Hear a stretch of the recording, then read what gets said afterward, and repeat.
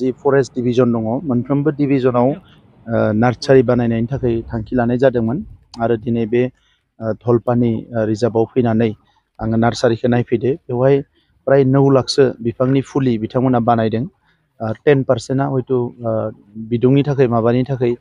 थैनोबो हानाय नाथाय अलरेडि 9 लाख बिथांमोना बानायदों आरो बेवहाय मोजां मोजां बिफांफोर दङ दा बेखौ आसाम सरकारनि जि मोनसे बृक्षरोपण आन्दलन जादों बेवहाय माखासे थांगोन आरो जोंनि ओनसोलावबो बे बिफांफोरखौ गायगोन फैगौ 5 जुनाव वर्ल्ड इनभाइरनमेन्ट डे फैगासिनो दङ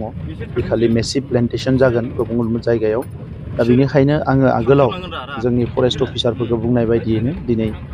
बिथांमोना बानायनाय नार्सारिखौ नायनो फैदों आरो नुनानै जोबोद मोजां मोनदों जे बेवहाय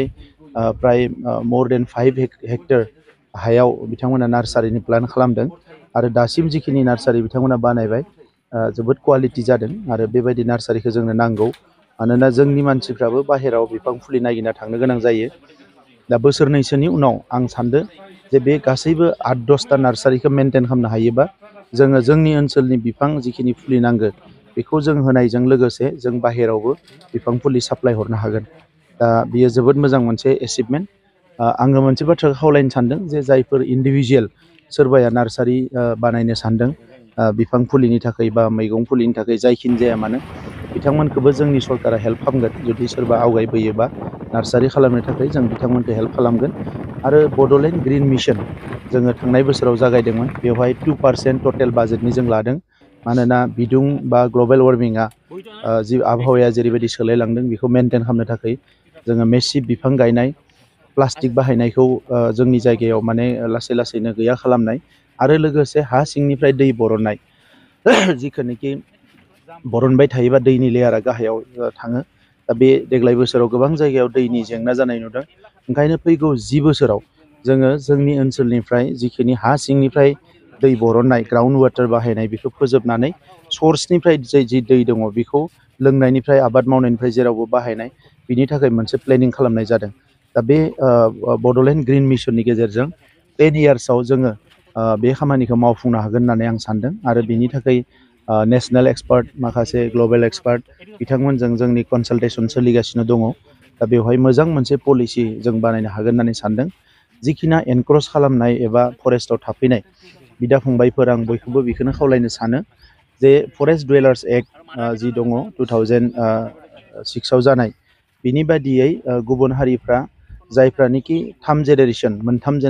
75 इयार्स जाबाय बिथांमोना हानि मोन्थायखौ मोनो आरो जायफोर एसटिसफोर एबा फरेस्ट डुवेलार्सफोर एसटिसफ्रा बेवहाय 2005 मायथाइनि सिगाङाव जायफोर दङ बिसोरो मोनो आं खावलायनो सानो जे जायफ्रानिखि हा हु दङ खाथियावनो गामियाव बा गुबुन जायगायाव हा हु दङ बिनि उनावबो हाग्रा दानफैदों बिथांमोना अननानै गावनि न'आव थांफिननाया मोजां मायबा रांखान्थिनि जेंना दङ माबा दङ जोंजों सावरायोबा जों मदद खालामगोन आरो बिथांमोना गावबा गावनि न'आव थांनो थाखाय आं खावलायो जायफ्रा हा हु दंखायो क'क्राझार टाउनाव थानाय एबा गुबुन जायगानिबो माखासे सोरबा साफा सानै कन्ट्रेक्टर साफा सानै राजखान्थि दैदेनगिरि बिथांमोनाबो उल्टापानि फरेस्टआव फैनानै गुबुन गुबुन जायगायाव गुवार गुवार हा आवग्रिदों दा आगोलनि सरकारनि समाव राबार बागान बानायनाय साहा बागान बानायनाय फरेस्टनि हाखौ दानस्रांनानै बेबायदि सोलिबाय थादोंमोन जायनि थाखाय जोंनि थासारिया जोबोद गाज्रिनिफ्राय गाज्रि जालांदों दा नंखायनो बेबायदि रावखौबो दानस्रांनो होनाय जानाय नङा आरो जायफ्रा अलरेडि दखल खालामबाय बिथांमोनखौबो बिनिफ्राय जोङो एक्सन लानाय जागोन ओंखायनो आं खावलायो जोंनि बिदा फंबायफोरखौ जायफ्रानिखि हा हु दङ बिथांमोना गावनि जायगायाव थांनांगौ आरो जायफ्रा हा हु गैथारा जेरावबो गैया बिथांमोननि थाखाय जों बेबस्था खालामगोन खालि बिथांमोना गोदानै हाग्रा एवस्रांनाङा थांनानै थानो थाखाय जिउ खुंनो थाखाय पार्मानेन्टलि रायजो जानो थाखाय जिबायदि पलिसिखौ जों बानायनो हायो बे पलिसिजों जों साफ्रोमबो बिदा फंबायफोरखौ बेवहाय रिहेबिलिट खालामनो थाखाय नाजागोन नाथाय जायफ्रा दिनै हा हु थानानैबो बेफोरखौ खालामदों बे आयेन बेरेखा हाबा मावनाय जादों